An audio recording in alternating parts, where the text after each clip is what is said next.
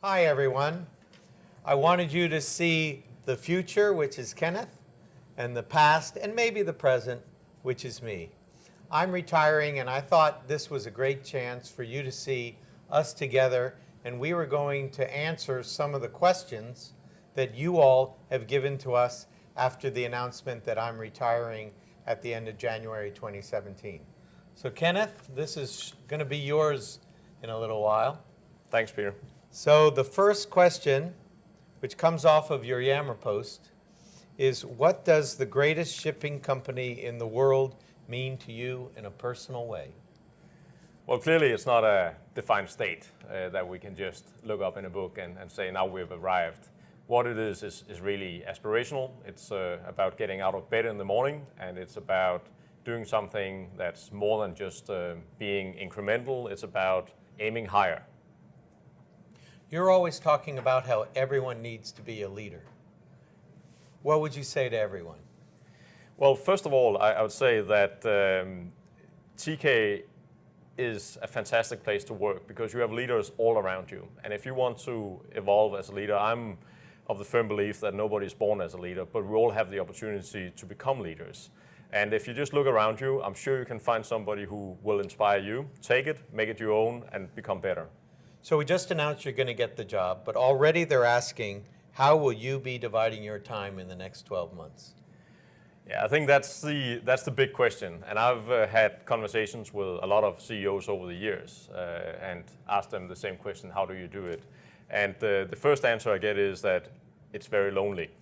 And get used to that you'll have a lot of time where you need to make decisions.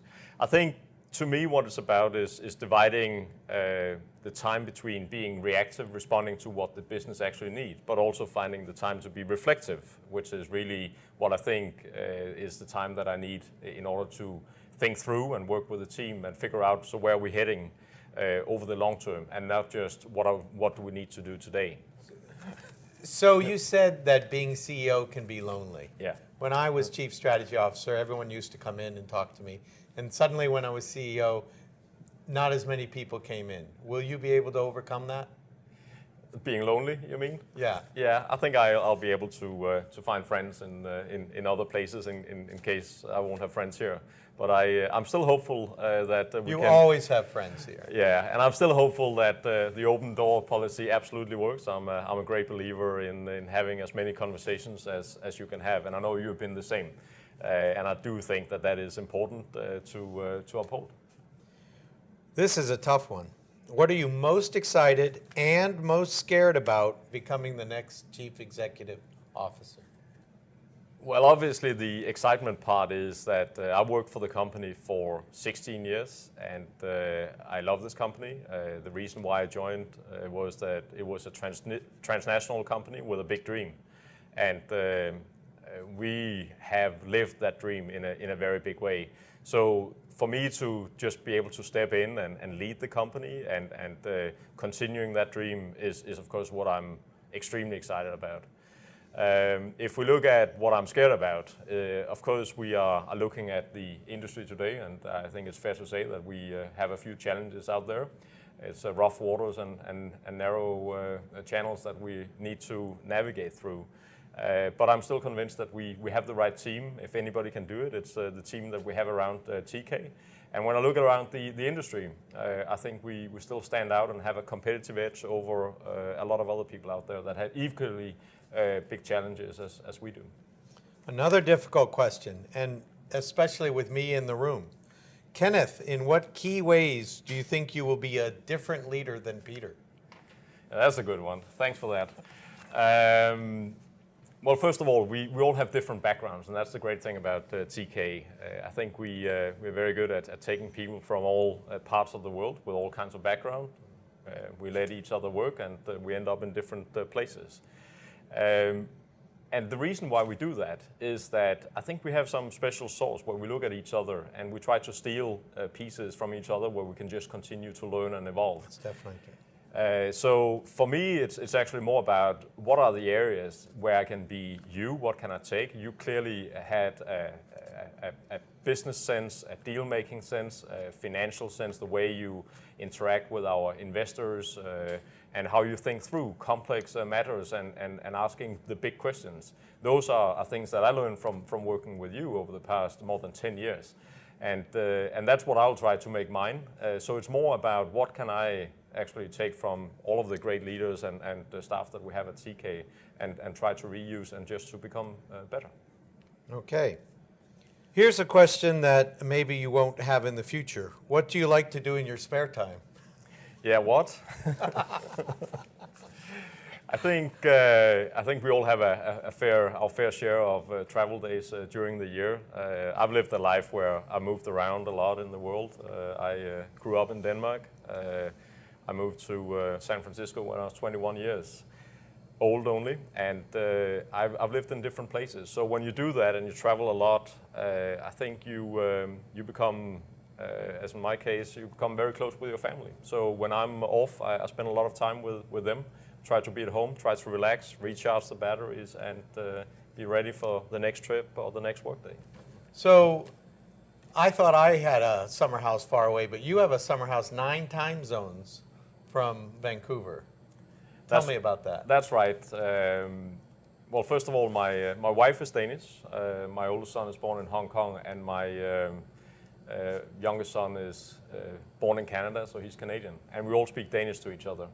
So we have some deep roots that go back there. Most of our family is back in Denmark. So every summer we go and we camp out. We see family and friends. I normally travel quite a lot of the time that the rest of the family is there. But it's really a way to keep my connections and keep rooted and keep our history as a family. So this wasn't given by the staff, but I happen to know you have a little toy in Denmark in the summer house that you really love. Well, I think it was one of those things you go through as you grow older. When I turned 40, I guess because I'd worked a little bit more, but I hit my midlife crisis a little bit sooner than other people do. So I decided that I needed a car that was the same age as me, and then we would see who would hold up the best. And so I bought an old 68 convertible Mustang, which of course is the big American dream for a boy coming from Denmark. And that's sitting there, and I drive it every summer for, I don't know, 25 kilometers probably every summer. So they are expensive kilometers. So Peter, since I'm taking this role for the first time, I am obviously desperately looking for the literature in terms of what to do in your first 100 days and what are your best decisions and what do you need to focus on and what should you not focus on. So when you think about it, what was your best decision as a CEO for TK? I think my best decision was to learn to listen to people. I was not a good listener until I came into the role, and I understood that you had to learn and to listen. And that's probably my biggest thing I would give to you, because we all talk about it, but we don't all do it. And there's so much knowledge around the whole organization that if you're not taking in all of that, you can't synthesize it and make a good decision. So I would say increase the listening skills. As you are stopping here end of January, how are you going to do it? Are we planning to go around the world, or are you just going to have this one party that we had on Friday? No, we're going to have a few parties. And I think the best thing we can do is the same thing that Björn and I did, which is to go around the world to as many offices as possible, see as many of you as possible, and talk about, celebrate the past and also think about the future. So I'm looking forward to traveling around with you. But remember, we're only going with carry-on luggage. Absolutely. Good. So in terms of lessons learned, because I think I have a lot to learn still, and what do you think, what were some of your biggest lessons learned as a CEO? I actually put it all down to an African proverb, which is, if you want to go fast, go alone. If you want to go far, go together. And as you know, because you preach it just as much as me, it's all about the team. And so if we're going to succeed, it's going to be about the team. So taking the time to make sure everyone's on board, making sure that we planned it out, rather than just running off and trying to do it by yourself, that's the name of the game. Excellent. So if you have one piece of advice for me, what would it be? In addition to that. Don't do it. That would be to anticipate a lot of change. When I came in, I told the board that shipping would see more change in the next 10 years than they had seen in the previous 25.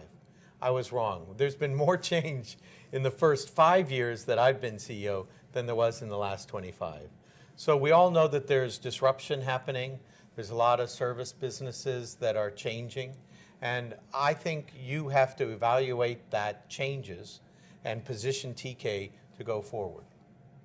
So when I took over David Glendenning's office, he left me a couple of things in his drawer.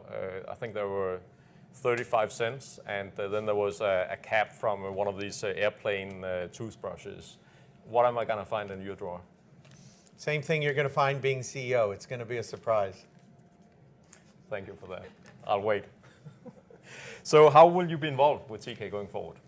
Well, I'm going to officially retire at the end of January. And as you know, I'll continue to be an advisor, consultant, and my job is to help you guys do better. I am not going to take another job in the shipping industry or the offshore industry. My job is to do something else. And I have another chapter in my life that I want to take. Yeah, and I think that's a great chapter. And as I said on the earnings call this morning, I have your number. Thank you. Did you win the Powerball lottery? No, I didn't win the Powerball lottery, but I feel like I've won the lottery of life, having a chance to work here at TK, retire, and then have another chapter in my life. Agree. I'm out of questions. Yeah. So are you looking forward to traveling with me for a little while? I think it looks like it's going to be close to a month. So yeah, I'm really looking forward to that, Peter. I hope you'll help me carry my bag. And That's why he's going to be a good CEO. He's going to tell me what I want to hear, but he's going to do what he really wants to do. you can use it or cut it.